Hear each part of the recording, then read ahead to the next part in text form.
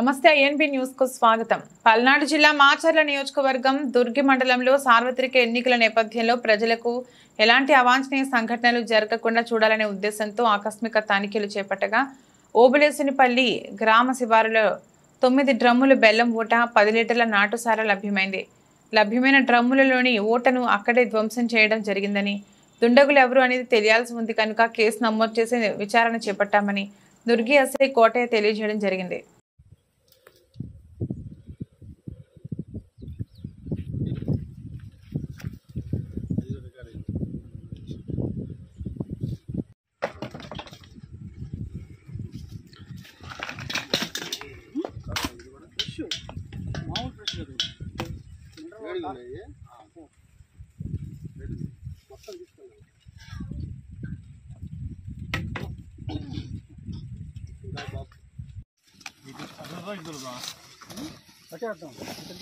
మనోడు అడ్డ వీడియో చూస్తాను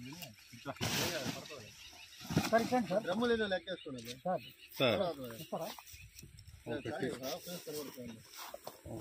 3 4 ఇది ఒకటి 5 సార్. దీంతో